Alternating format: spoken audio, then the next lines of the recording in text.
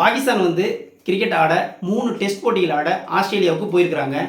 இதில் ஃபஸ்ட்டு டெஸ்ட்டில் 360 ரன்கள் வித்தியாசத்தில் பாகிஸ்தான் படுதோல்வி அடைஞ்சாங்க. ரெண்டாவது டெஸ்ட்டில் ஓரளவு டஃப் கொடுத்து 79 ரன்கள் வித்தியாசத்தில் தோல்வியை தழுவினாங்க. 2-0ன்னு ஆஸ்திரேலியா டெஸ்ட்டில் லீட் பண்ணியிருந்தாங்க. இதை தொடர்ந்து மூணாவது டெஸ்ட் வந்து சிட்னியில் ஆரம்பமாச்சு. இதில் டாஸ் வின் பண்ண பாகிஸ்தான் ஃபஸ்ட்டு பேட்டிங் எடுத்தாங்க. ஓப்பனிங் இறங்கின அயூப் அப்துல்லா 2 பேருமே டக் அவுட் ஆகிட்டாங்க. அதுக்கு அடுத்த இறங்கின முன்னாள் கேப்டன் பாபர் அசாம், கேப்டன் ஷான் மசூத் 2 பேரும் ஓரளவு பார்ட்னர்ஷிப் போட்டு அணியை மீட் எடுக்கிறாங்க. 26 ரன்களில் பாபர் அசாமும் 35 ரன்களில் ஷான் மசூத்தும் அவுட் ஆக ஒரு கட்டத்தில் 95 ரன்களுக்கு 5 விக்கெட் போயிடுது பாகிஸ்தானுக்கு. அவ்வளோதான், பாகிஸ்தான் சோழி முடிஞ்சது. 130 140 அடிப்பாங்க அப்படின்னு நினச்சிக்கிட்டு இருந்த வேளையில் முகமது ரிஸ்வான் வந்து இறங்குறாப்புல.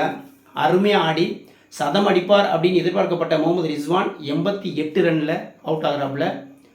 இதை தொடர்ந்து அவருக்கு கம்பெனி கொடுத்த ஆகர் ஜல்மான் 53 ரனில் அவுட் ஆக பாகிஸ்தானுக்கு வந்து 227 ரன்னுக்கு 9 விக்கெட் போயிடுதுங்க.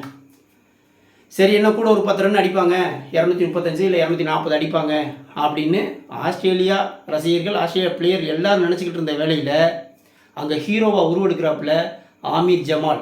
ஆக்சுவலாக ஆமீர் ஜமால் வந்து பவுலர் தான். ஃபஸ்ட்டு டெஸ்ட்டில் வந்து 6 விக்கெட், ஃபஸ்ட் இன்னிங்ஸில் 6 ப்ளஸ் செகண்ட் இன்னிங்ஸில் 7 விக்கெட் எடுத்துருப்பாப்புல. அப்போவே யாரா அந்த ஆமீர் ஜமால் அப்படின்னு சொல்லி பார்த்தாங்க. இப்போ இந்த டெஸ்ட்டில் பேட்ஸ்மேன் அவதாரம் எடுத்திருக்காப்புலங்க. மனுஷன் ஒவ்வொருத்தனாக கொண்டு வந்து போடுறான். பேட் கமின்ஸு, ஹேசில்வுட்டு, நாதன் லைன் சொல்லிவிட்டு போட அடி பின்னி எடுத்திருக்கான் மனுஷன். போடுற பால்லாம் பவுண்ட்ரி 6ன்னு அடிச்சிருக்கான். கம்பெனிக்கு வந்து ஹம்சா ஒரு பக்கம் நிற்க வச்சுட்டு கடைசியாக 82 ரன்களை அடித்து 313 ரன்களுக்கு கொண்டு போயிருக்காப்புல. 82 ரன்னுக்கு வந்து அவுட் ஆகிருக்காப்புல ஆமீர் ஜமால். கிட்டத்தட்ட பார்ட்னர்ஷிப் 86 ரன், 9வது விக்கெட் பார்ட்னர்ஷிப் வந்து 86 ரன்கள் அடிச்சிருக்கிறாங்க. இது பாகிஸ்தானுக்கு வந்து ஒரு ரெக்கார்டாக பார்க்கப்படுது. அதாவது 9வது விக்கெட்டுக்கு பார்ட்னர்ஷிப் அதிகபட்சமாக செகண்ட் லார்ஜஸ்ட், 2வது அதிகபட்ச 9வது விக்கெட் பார்ட்னர்ஷிப் ரன்னாக இது அமைஞ்சிருக்குது. இதுக்கு முன்னாடி 1976வது வருஷம் ஹைதர் இக்பால் அப்படிங்கிற 2 பேர் 87 ரன் அடித்தது ஹையஸ்ட்டாக இருந்தது. அதுக்கு அடுத்தபடியாக 2வது ஹையஸ்ட்டாக இது அமைஞ்சிருக்குது. இந்த டெஸ்ட் போட்டியில் வந்து பேட் கம்மின்ஸ் வந்து அருமையாக பவுலிங் போட்டு 5 விக்கெட் எடுத்திருந்தாப்புல.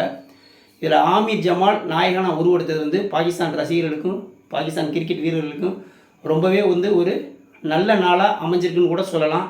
ஏன்னா 313ங்கிறது ஓரளவு சவாலான ஸ்கோர் தான். 150 160லேயே ஆல் அவுட் ஆயிடுவாங்கன்னு நினச்சிக்கிட்டு இருந்த வேளையில் 313ங்கிறது நல்ல ஸ்கோராகவே எடுத்துருக்காங்க. இதை தொடர்ந்து ஆஸ்திரேலியா பேட்டிங் பண்ணி 6 ரன் மட்டும் அடிச்சிருக்கிறாங்க, விக்கெட் இழப்பின்றி. இதை தொடர்ந்து 2வது நாள் போட்டி நடக்க போகுது. போட்டி சுவாரஸ்யம் கூடுது. என்ன நடக்குங்கிறத அடுத்து நம்ம ஃபாலோப்பை நம்ம சிதன் டைரி சேனலில் அப்டேட் பண்ணுவோம்.